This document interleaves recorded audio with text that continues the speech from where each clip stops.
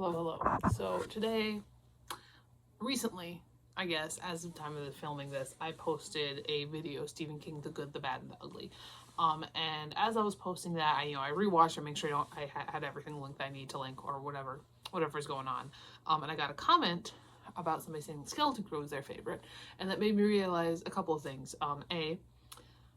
I didn't touch on the short story collections at all. Like, the closest I got was talking about the Bachman books, but I didn't even really talk about the Bachman books. I just talked about The Long Walk. And B, I'm missing so many. I'm missing so many in the good. So today we're going to talk about some more good Stephen King books. The first one I'm going to talk about it right now, because if I don't talk about it first, I'm going to forget about it because I don't have a hardcover of it. But it is genuinely one of my favorite Stephen King books, and that's Needful Things. Needful Things, so fun. Build Up, Thy Name is Stephen King.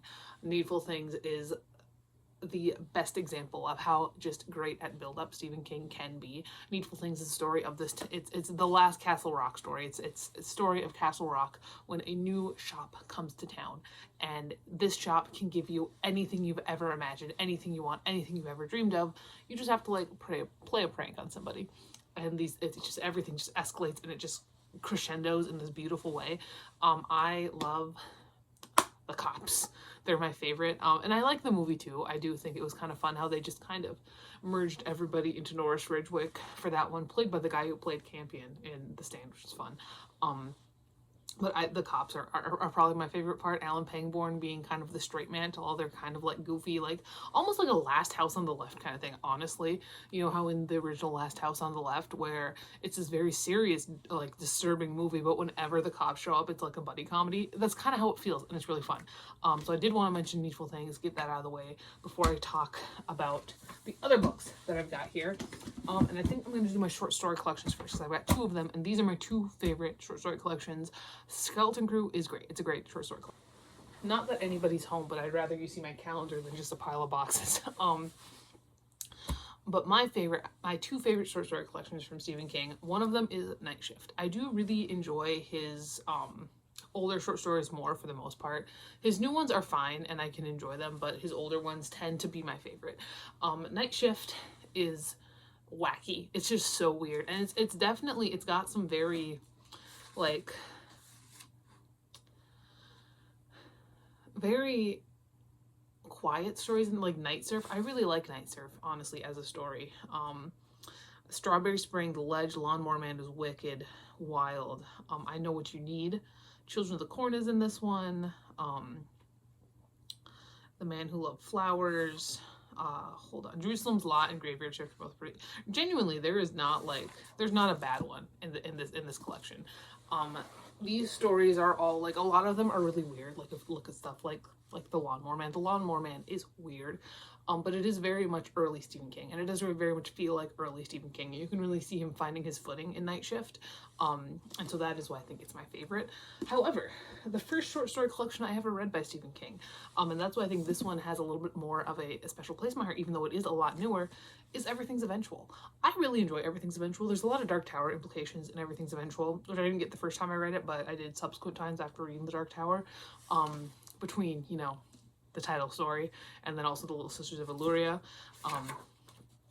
and lots of Dark Tower stuff. But I do, again, genuinely enjoy pretty much everything in this one. This one does have 1408. Lunch at the Gotham Cafe is really fun. The Man in the Black Suit is so good that Larry Wywoody had good things to say about it. So Larry Wywoody was my creative writing professor, and he was the poet laureate of North Dakota at one point. Like, he's New York Times, like, editor situation, New Yorker, pretentious man. Loved the Russians. He was a great writing teacher. The Man in the Black Suit was good enough that he had good things to say about it. So I do really enjoy Everything's Eventual. I think a lot of that is nostalgia talking, however. So now we've got 3 more novels here that I want to talk about, and one of them I think is genuinely just because I do like his town novels, that tends to be my favorite. And then 2 of them, one of them is very much a classic, and one of them, again, is a Castle Rock thing, and I just really like Alan Pangborn, I'm not gonna lie. So the other classic King that I really want to mention is Christine. Christine is very fun. Christine is the kind of book that you can hand to a 15-year-old boy who doesn't really like reading, but he really likes cars, and you kind of want him to get into reading, so you hand him Christine. And I did that more than once when I was a high school English teacher.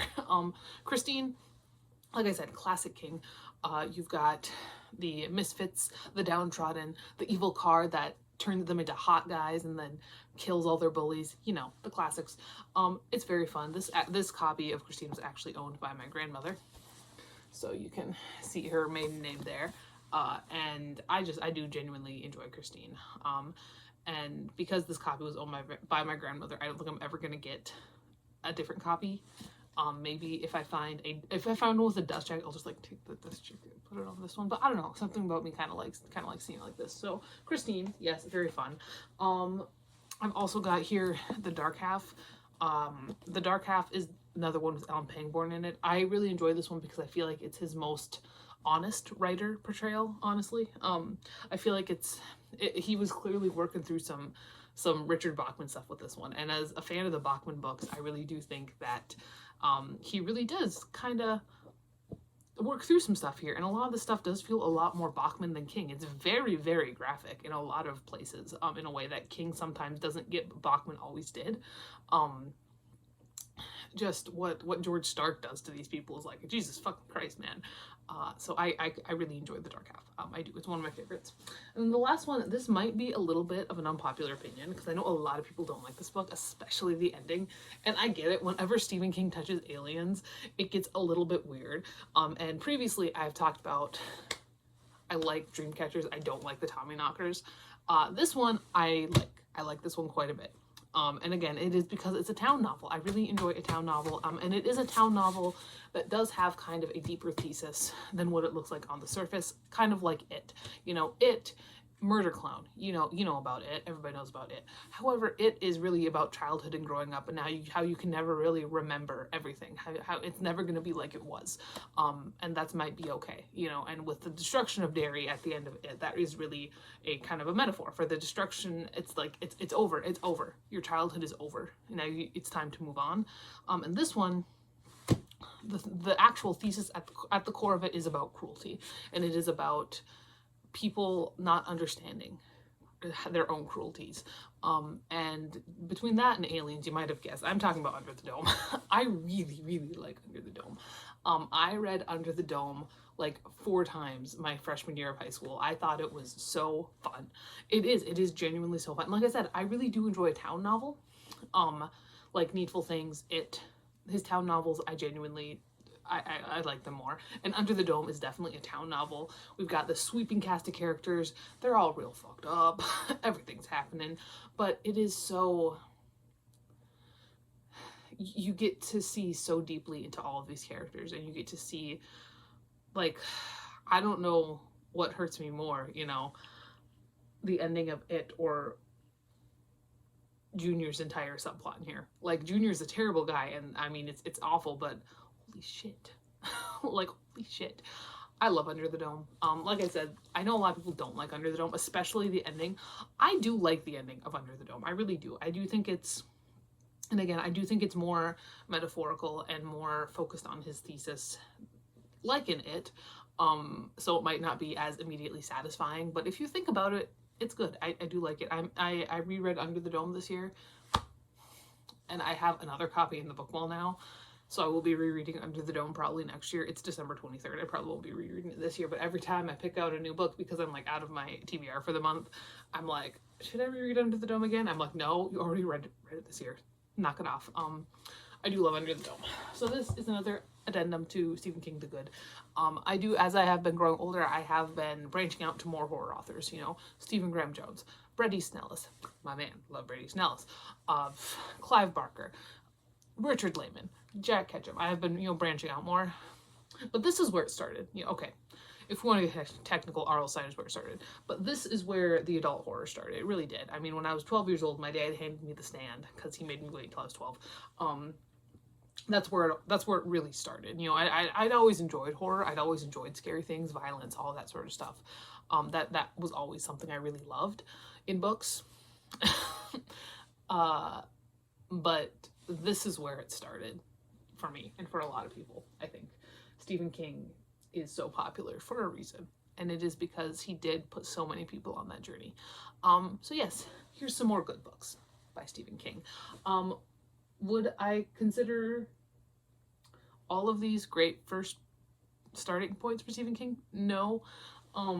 Christine or Night Shift? Yes. The other ones probably not. And honestly, honorable mentions in my head. Rose Madder is a great novel. I really love Rose. Really, all of his whole Abused Wife trilogy, fantastic. Rose Madder, Dolores Claiborne, Gerald's Game. I recently read Gerald's Game for the first time. God damn. Okay. But Rose Madder, I think, is my favorite of the three. It's just, man. The Dark Tower series, obviously. The Dark Tower series is amazing. No shit. It's the Dark Tower series. So, you know, there's also that one. But yeah, no. This is my little addendum. I will talk to you later. And goodbye.